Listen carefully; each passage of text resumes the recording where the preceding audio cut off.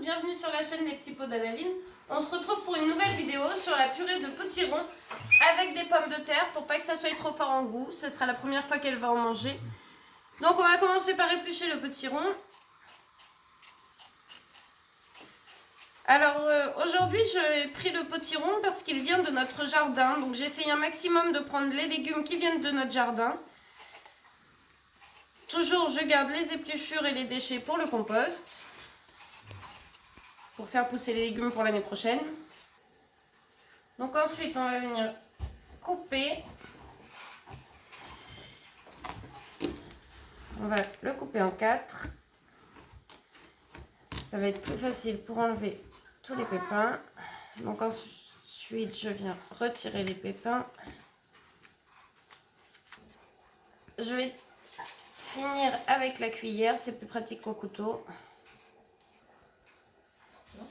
Alors voilà ma petite boîte à compost. Donc monsieur va récupérer les graines pour en refaire l'année prochaine.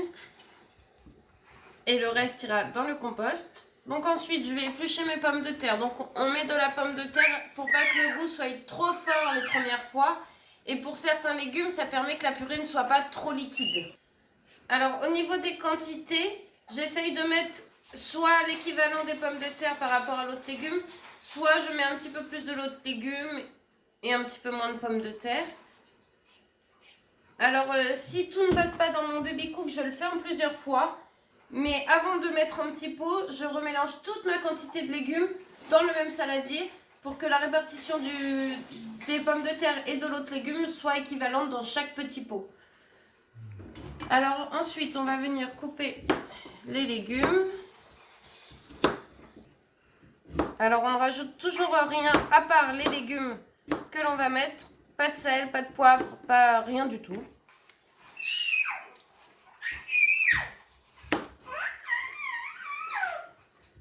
Si vous n'avez pas de baby cook, vous pouvez faire ça, mais toujours essayer de cuire vos légumes à la vapeur. C'est vraiment le mieux. Pour garder tous les nutriments, toutes les vitamines qu'il y a dedans. Voilà, donc mes légumes sont prêts à être cuits. Là, pour gagner du temps, j'ai préparé mes légumes pendant que ma compote cuit. Ça évite de perdre du temps pour rien. Donc là, j'attends que ma compote soit finie de cuire. Ensuite, je relève mon baby cook et je mettrai mes légumes. On se retrouve tout à l'heure. Alors, ma compote a fini de cuire. Je l'ai mise en petit pot. Donc, on se retrouve avec le petit marron. Donc, je vais venir mettre mes fruits dans le baby cook. Mes légumes. Alors, comme je vous disais tout à l'heure, vous voyez, tout ne va pas passer. Donc, je ne m'amuse pas à peser les légumes pour en mettre des quantités exactes. Je vais tout mélanger après. Je vais faire 2 tournées, tout mélanger dans un saladier pour après mettre en petit pot afin que ma quantité de légumes soit bien équilibrée. Je viens refermer le baby cook. Toujours penser à re-remplir le réservoir d'eau jusqu'au maximum. Vous voyez, vous avez le petit trait maximum à l'intérieur. Je viens refermer le réservoir à fond. Et donc pour les légumes, je le mets 30 minutes. Donc voilà, là les légumes sont cuits. Donc on va le mettre à mixer. On surveille toujours la petite cheminée derrière pour pas que ça déborde.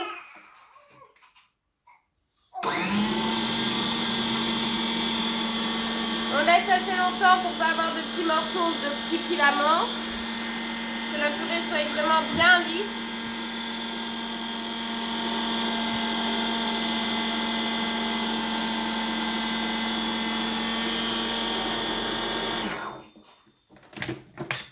On vérifie, on fait attention de ne pas se brûler. Donc vous voyez, là c'est bien lisse. Donc comme il me reste des légumes, je vais faire une deuxième tournée. Comme je vous disais tout à l'heure, quand je fais 2 tournées, je mets dans un saladier. Comme ça, quand ma deuxième tournée est cuite et mixée, je remélange tout pour équilibrer le nombre de pommes de terre et de petits marrons. Donc là, je viens mettre ma deuxième tournée.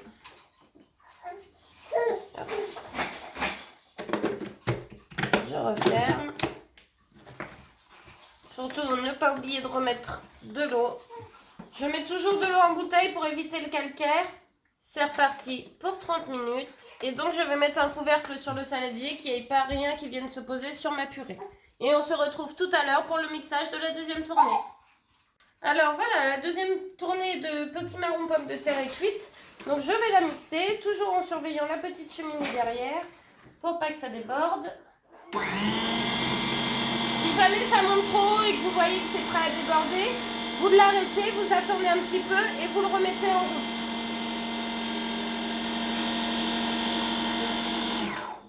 Donc on vérifie que ça soit bien lisse.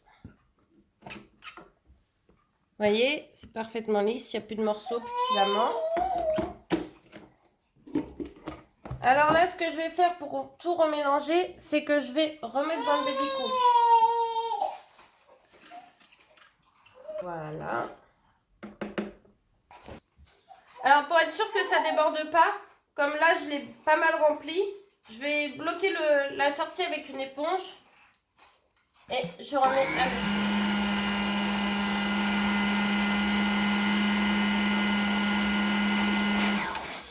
Donc voilà, mes deux préparations sont dans le même bocal, bien remélangées. Alors je vais faire la mise en petits pots.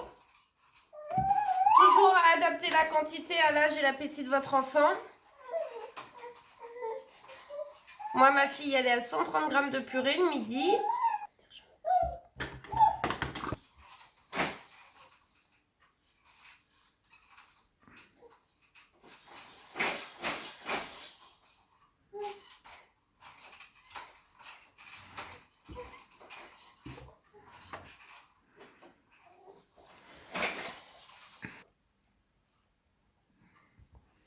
Voilà. Alors, les petits pots sont faits. Maintenant, je vais passer aux étiquettes. Alors, pour ceci, c'est petit rond. Pommes de terre. Alors, je m'embête pas à écrire pommes de terre en entier. J'écris PDT. La date du jour. Et la quantité.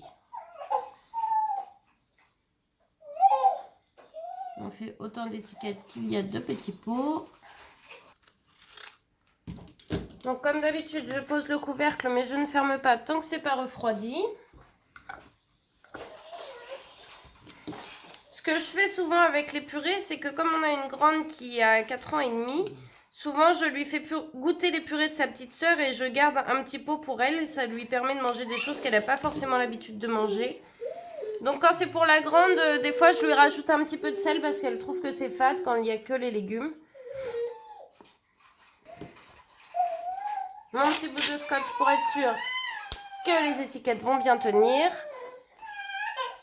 Là, comme c'est la première fois que ma fille va en manger, je vais en garder 3 au frigidaire pour lui faire les 3 jours qui viennent. Et le 4e ira au congélateur pour plus tard. Donc toujours pas plus de 3 mois au congélateur. Voilà, donc voilà pour la purée de potiron.